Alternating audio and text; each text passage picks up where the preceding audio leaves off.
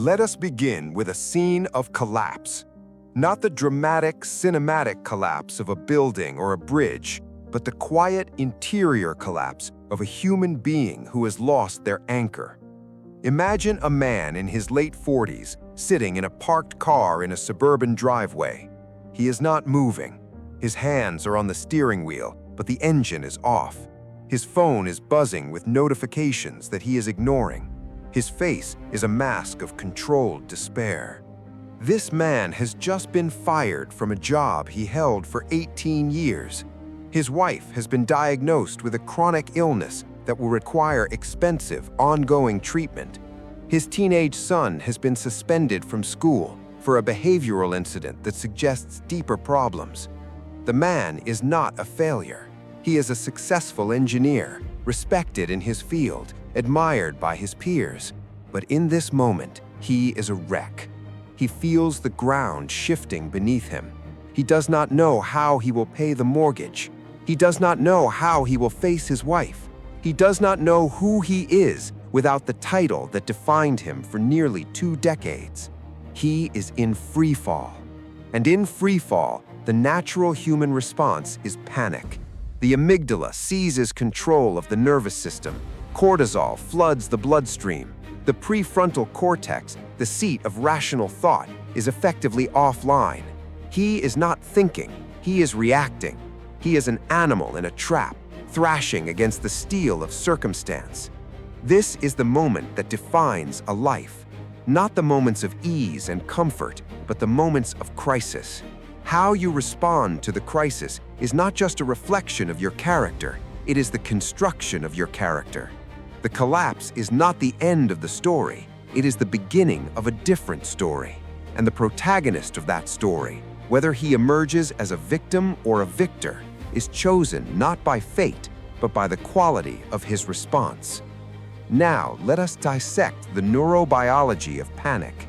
When the brain perceives a threat, the amygdala sends a distress signal to the hypothalamus, which activates the sympathetic nervous system. Adrenaline is released, heart rate increases, breathing becomes shallow, blood is diverted from the digestive system to the large muscles, preparing the body for fight or flight. This response is elegant and efficient for a physical threat. It is not elegant for a financial threat, a relational threat, or an existential threat.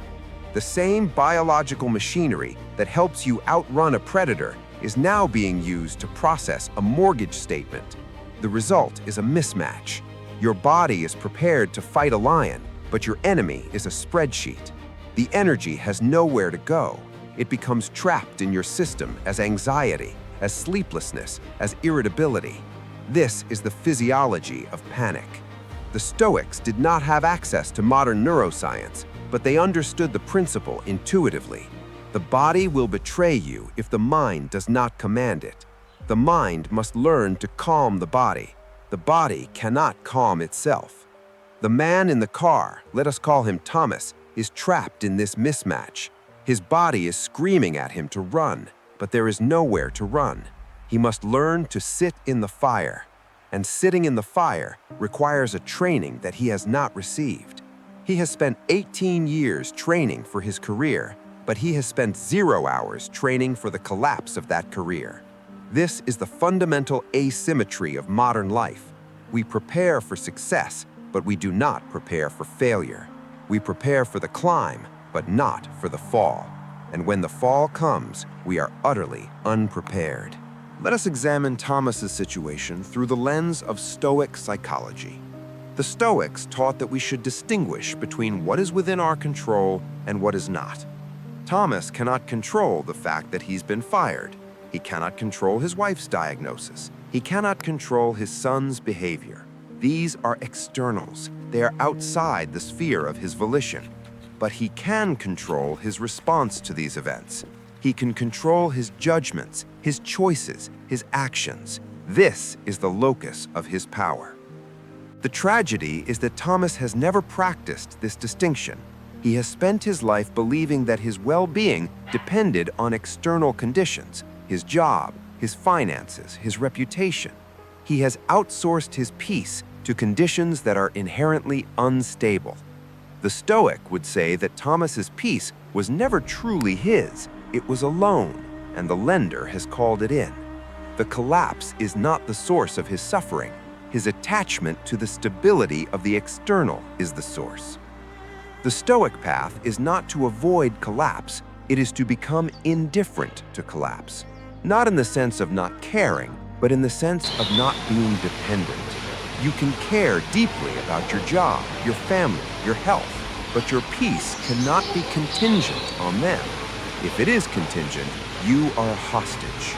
Thomas is a hostage. He has been a hostage his entire life, but he only realized it when the kidnappers arrived. The first step to calm is the recognition that you are not the victim of external events. You are the author of your response to them. This is not a denial of reality. It is a reclamation of agency. The events are real. The pain is real. But the meaning of the events is not fixed. The meaning is constructed by you. And you can construct a meaning that is empowering rather than destructive.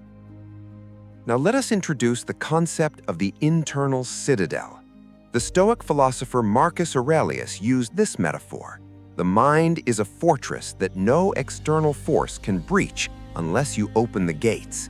The external world can batter the walls, but it cannot enter unless you invite it in. The calm in the midst of chaos is the calm of the citadel. It is not the calm of avoidance, it is the calm of containment. You acknowledge the chaos outside, but you do not let it become chaos inside. You observe it, you analyze it, you respond to it, but you do not become it. This requires a constant, vigilant practice of self-observation. Thomas, in his parked car, is not practicing self-observation, he is practicing self-identification. He is identifying with his fear, with his failure, with his desperation. He is not observing his fear, he is his fear. The citadel has fallen because he has opened the gates. The practice of calm is the practice of closing the gates. You do this by stepping back from the emotion and observing it as an object. You say, I am feeling fear. Fear is a sensation in my chest. Fear is a thought in my mind. But I am not the fear. I am the observer of the fear. This is a simple cognitive shift, but it is profoundly difficult to maintain in the heat of crisis. It requires training. Thomas has not trained. He is a novice in the art of inner mastery. He is being tested at the highest level with no preparation. The Stoic would say that this is the tragedy of modern education. We teach people how to make a living, but we do not teach them how to live. Let us tell the story of Thomas's awakening. He does not wake up immediately. He sits in the car for 2 hours. He cries, he screams, he hits the steering wheel until his hands hurt. He experiences the full, unfiltered agony of his situation. This is necessary.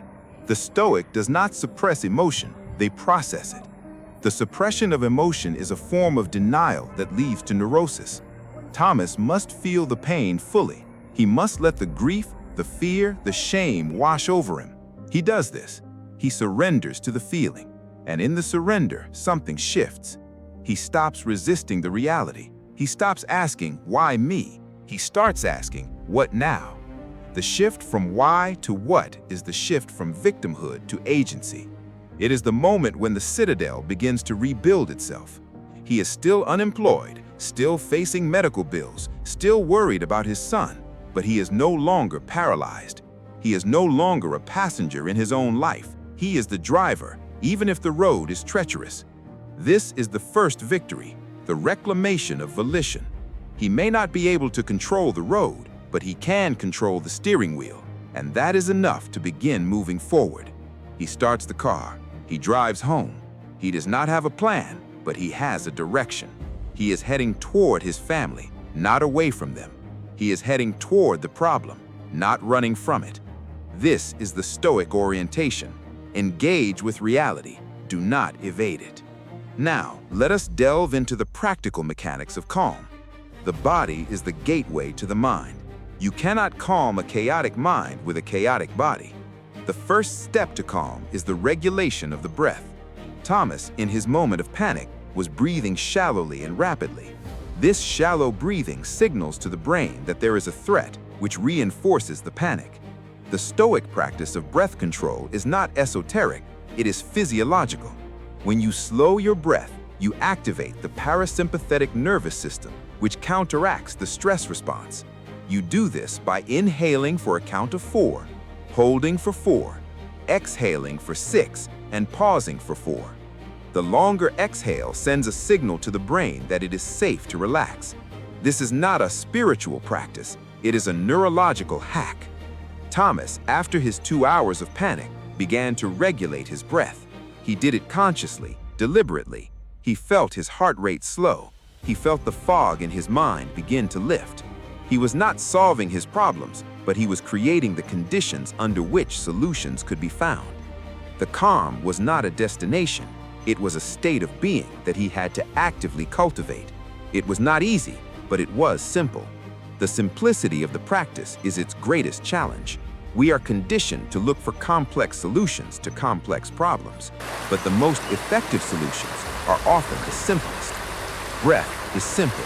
Breath is available. Breath is the anchor in the storm. Thomas learned to anchor himself in his breath, and that anchor held him when everything else was swept away. Now, let us examine the cognitive dimensions of calm. The Stoics practiced what we would now call cognitive reframing. They would take a negative event and view it from a different perspective. Thomas, after stabilizing his breath, began to reframe his unemployment. He did not say, "I have lost my job." He said, "I have been given an opportunity to find a better job." The difference is subtle but profound. The first statement is a story of loss. The second is a story of possibility. The first is a passive victim narrative. The second is an active agent narrative. The events are the same. The meaning is different. This is the power of reframing. It is not denial, it is interpretation. You are not changing the facts, you are changing the story you tell yourself about the facts.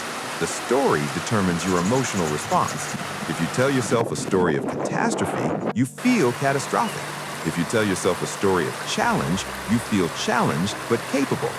The Stoics did not believe in optimism. They believed in realism with agency. They acknowledged the difficulty, but they also acknowledged their capacity to respond. Thomas began to list his transferable skills. He began to see his 18 years of experience as an asset, not a liability. He began to network. He began to apply for jobs that were more aligned with his values. He did not find a job immediately, but he found momentum.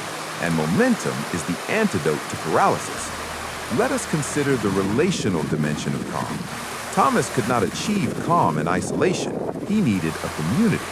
He needed people who could hold the space for his vulnerability without judging him. The Stoics were not solitary philosophers. They were deeply embedded in communities of practice. Thomas joined a support group for unemployed professionals. He found that he was not alone.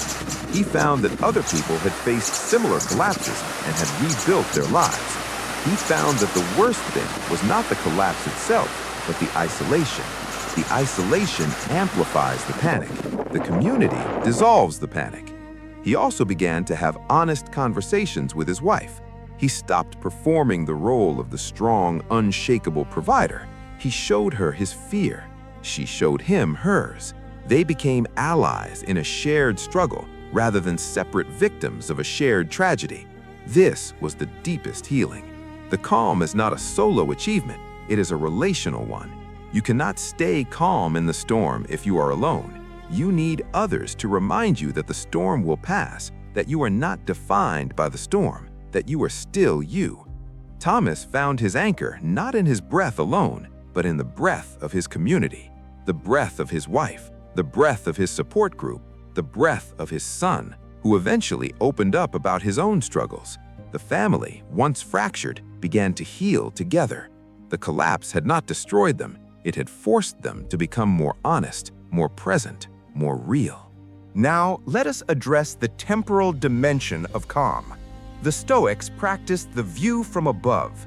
They would imagine themselves as a small dot on a vast planet in a galaxy of billions of stars. This is not a detachment from reality. It is a perspective on reality. When you are in crisis, your problems feel enormous. They are the only thing you can see. The view from above reminds you that your problems are a small part of a vast whole. It does not diminish their reality. It places them in a context that reduces their emotional weight. Thomas, in his darkest moments, would go to a high place, a hill, a rooftop, and look at the city. He would see the millions of lights, the millions of lives, the millions of problems. He would realize that his problem was one among billions. He was not special in his suffering. He was part of a shared human condition. This realization did not make his suffering disappear, but it made it bearable. It made it part of a larger narrative, a narrative of resilience and renewal. The view from above is the practice of temporal spaciousness. You are not just the man in the car. You are the man in the car on a planet spinning through an infinite universe. Your problem is real, but it is not the whole story.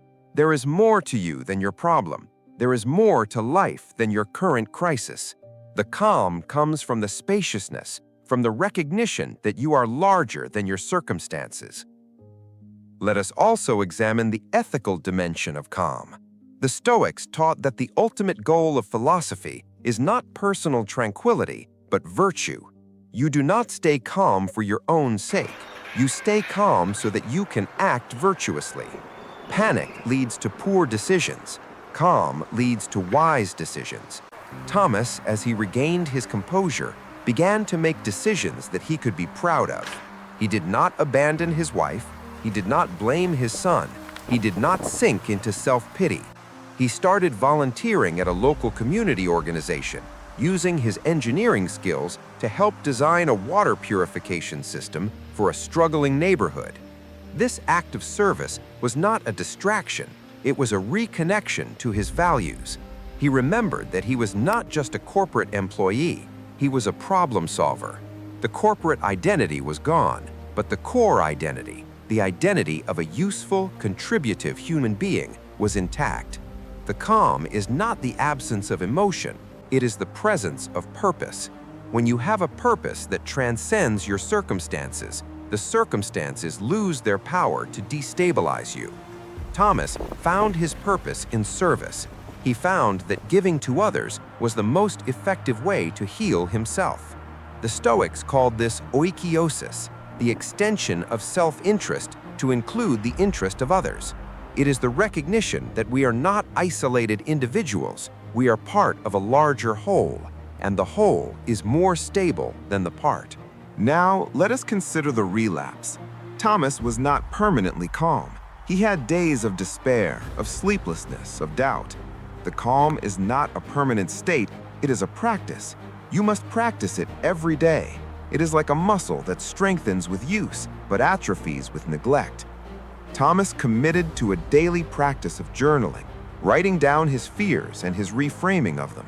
He committed to a weekly practice of walking in nature, reconnecting with the larger rhythms of the earth. He committed to a monthly practice of volunteering, anchoring himself in service. These practices were not magical, they were structural. They created a scaffolding for his psychological well-being.